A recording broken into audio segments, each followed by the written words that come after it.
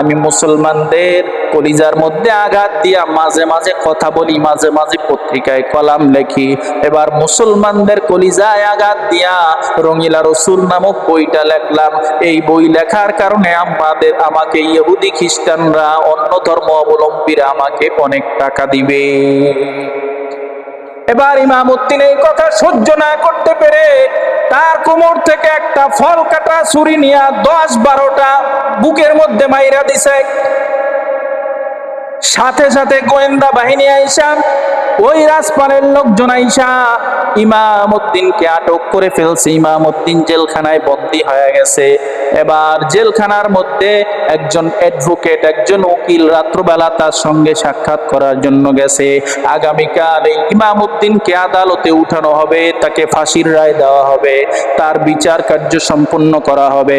মুসলমান একজন অ্যাডভোকেট, মুসলমান একজন আইনজীবী এবার ইমামউদ্দিনকে গিয়া বলে, ও ইমামউদ্দিন, বলো আগামীকাল তোমাকে এই কোর্টের মধ্যে উঠানো হবে।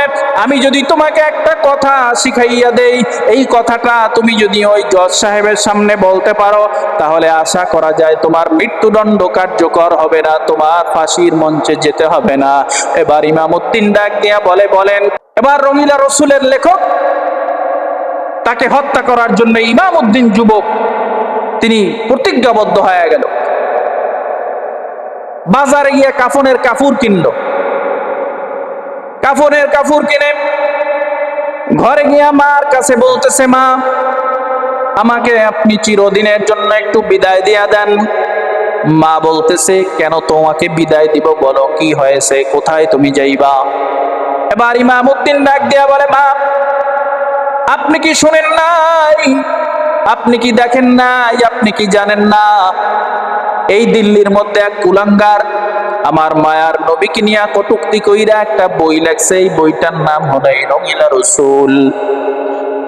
এই রঙিলা রসুলের লেখককে যতক্ষণ পর্যন্ত আমি কতল না করব, হত্যা না করতে পারবো, ততক্ষণ পর্যন্ত মা আমি ঘরে ফিরবো না। মাও কেমন মা, মাও ডাক দিয়া বলে, সন্তান, তুই যদি আমার সন্তান হয়ে থাকো, তাহলে আমিও বললাম যতক্ষণ পর্যন্ত তুই এই নবীর দুশমনকে কতল না করতে পারবি, হত্যা না করতে পারবি, ততক্ষণ পর্যন্ত তোর চেহারাটা আমাকে দেখাবি না। মায়ের কাছ থেকে এবার বিদায় নেয়া ইমামউদ্দিন জিন্দেগিতে কোনোদিন শহরের মধ্যে যায় নাই, দিল্লির মধ্যে যায় নাই। দিল্লির মধ্যে গিয়ে দেখে অনেক বড় শহর। এই শহরের মধ্যে এই রাজপাল, এই রঙিলা রসুলের লেখককে আমি কোথায় খুঁজিয়া পাবো? এবার মানুষের কাছে জিজ্ঞাসা করে, রাজপালের ঘর কোনটা, বাড়ি কোনটা, বাসা কোনটা? মানুষ কেউ বলতে পারে না রাজপালটা আবার কে, কোথা থেকে এই রাজপাল, কোথা থেকে আবার এই বই লেখক তৈরি হয়ে গেল। এবার জিজ্ঞাসা করতে করতে রাজপালের সন্ধান এই ইমামউদ্দিন পেয়ে গেল। এবার একজন দেখায়া দিল, ওই যে বড় অট্টালিকা দেখো, ওই যে বড় প্রাসাদ দেখো, ওই অট্টালিকার মধ্যে রাজপাল বসবাস করে, এই বইয়ের লেখক বসবাস করে।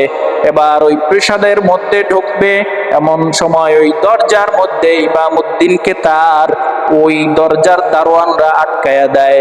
প্রশ্ন করে, কে তুমি, কোথা থেকে আসছো? তোমাকে একজন মুসলমানের মতো দেখা যায়, এই বাড়ির মধ্যে তোমাকে প্রবেশ করতে দেওয়া হবে না। এবার ইমামউদ্দিন হিকমত অবলম্বন করে, কৌশল অবলম্বন করে বলে, আমাকে এই বাড়ির মধ্যে তোমার প্রবেশ করতে দেয়াই লাগবে, দিতেই হবে, কারণ আমি রাজপালের অনেক বড় একজন ভক্ত। অনেক দূর থেকে আমি এই রাজপালকে দেখার জন্য, তার সঙ্গে একটু সাক্ষাৎ করার জন্য, মুলাকাত করার জন্য আসছি, আমি মুলাকাত না করে যাব না। ইমামউদ্দিন এমন ভাবে দারোয়ানদেরকে বলতে শুরু করল, দারোয়ানরা ভাবলো যে অবশ্যই বহু দূর থেকে যখন পায়ে হেঁটে আসছে, আমাদের উস্তাদজির ভক্ত না হইয়া পারবে না, যেভাবে বলে অবশ্যই আমাদের উস্তাদের, আমাদের রাজার, এই রাজপালের অবশ্যই ভক্ত হবে। এবার দারোয়ানরা তাকে ভিতরের মধ্যে প্রবেশ করার অনুমতি দেয়া দিল। ভিতরে প্রবেশ করে দূর থেকেই তাকাইয়া দেখে এক ব্যক্তি সুন্দর একটা চেয়ারের মধ্যে বসা। এবার ইমামউদ্দিন হাঁটি হাঁটি পা পা করে তার কাছে গিয়া বলে, আপনি কে? আপনি কি রঙিলা রসুলের লেখক? আপনি এই বইয়ের লেখক রাজপাল কিনা? এবার ওই রাজপাল ডাক দিয়া কয়, হ্যাঁ আমি এই রঙিলা রসুলের লেখক, আমি এই রাজপাল। তুমি কে? বলে, আমি চরম একজন আপনার ভক্ত। তবে আপনার কাছে আমার প্রশ্ন, আপনি এই রঙিলা রসুল নামে এই বইটা কেন লিখলেন? এবার রাজপাল বলে, শোনো, তুমি যেহেতু আমার ভক্ত, শোনো, তুমি আমার ভক্ত না হয় তোমার কাছে আমি এই কথা বলতাম না। তুমি যেহেতু আমার অনেক বড় ভক্ত, আমার গোয়েন্দা বাহিনী, আমার দারোয়ানরা তোমাকে জাস্টিফাই না করে ভেতরের মধ্যে প্রবেশ করতে দেয় নাই। তুমি যেহেতু আমার ভক্ত, শোনো, আমি এই রাজপাল এই দিল্লির মধ্যে বসবাস করি। আমার এত সুন্দর বড় প্রসাদ, এত বড় আয়োজন, এত লোকজনকে আমি পালা পোষা করি, এত লোক আমার অধীনে চাকরি করে, টাকা আমি কোথায় পাই এটা কি জানো না? আমি মুসলমানদের কলিজার মধ্যে আঘাত দিয়া মাঝে মাঝে কথা বলি, মাঝে মাঝে পত্রিকায় কলাম লেখি। এবার মুসলমানদের কলিজায় আঘাত দিয়া রঙিলা রসুল নামক বইটা লেখলাম। এই বই লেখার কারণে আমাকে ইহুদি খ্রিস্টানরা, অন্য ধর্ম অবলম্বীরা আমাকে অনেক টাকা দিবে। এবার ইমামউদ্দিন এই কথা সহ্য না করতে পেরে তার কোমর থেকে একটা ফল কাটা ছুরি নিয়ে 10-12টা বুকের মধ্যে মাইরা দিছে। সাথে সাথে গোয়েন্দা বাহিনী আইসা, ওই রাজপালের লোকজন আইসা ইমামউদ্দিনকে আটক করে ফেলছে। ইমামউদ্দিন জেলখানায় বন্দী হয়ে গেছে। এবার জেলখানার মধ্যে একজন অ্যাডভোকেট, একজন উকিল রাত্রবেলা তার সঙ্গে সাক্ষাৎ করার জন্য গেছে। আগামীকাল এই ইমামউদ্দিনকে আদালতে উঠানো হবে, তাকে ফাঁসির রায় দেওয়া হবে, তার বিচার কার্য সম্পন্ন করা হবে। মুসলমান একজন অ্যাডভোকেট, মুসলমান একজন আইনজীবী এবার ইমামউদ্দিনকে গিয়া বলে, ও ইমামউদ্দিন, বলো, আমার আগামীকাল তোমাকে এই কোর্টের মধ্যে উঠানো হবে। আমি যদি তোমাকে একটা কথা শিখাইয়া দেই, এই কথাটা তুমি যদি ওই জজ সাহেবের সামনে বলতে পারো, তাহলে আশা করা যায় তোমার মৃত্যুদণ্ড কার্যকর হবে না, তোমার ফাঁসির মঞ্চে যেতে হবে না। এবার ইমামউদ্দিন ডাক দিয়া বলে, বলেন কি কথা?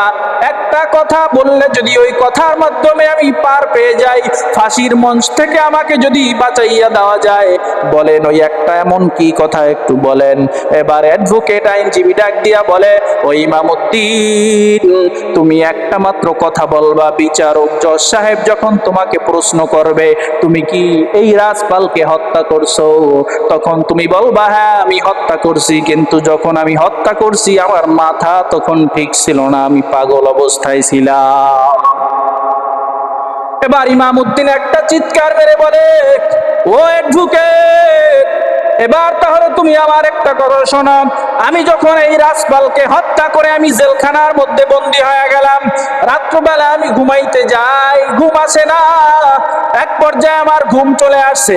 ঘুম চলে আসার পর আমি তাকাইয়া দেখি ওই মদিনার মায়ার নবী আমার কাছে হাজির হয়ে গেছে। মদিনার মায়ার নবী আমার কাছে হাজির হয়ে বলে, ও ইমামউদ্দিন, তুই আমার ইজ্জত রক্ষার জন্য তুই ওই রাজপালকে যে হত্যা করছো, তোর এখন ফাঁসির কার্যকর হয়ে যাবে, তোর ফাঁসি কার্যকর হতে দেরি হবে। আমি নবী বইলা গেলাম, তোর জান্নাত পেতে দেরি হবে না। এবার অ্যাডভোকেটকে সতর্ক করে বলেন, আমি সুস্থ মস্তিষ্কে আমি ওই রাজপালকে, নবীর দুশমনকে আমি হত্যা করেছি।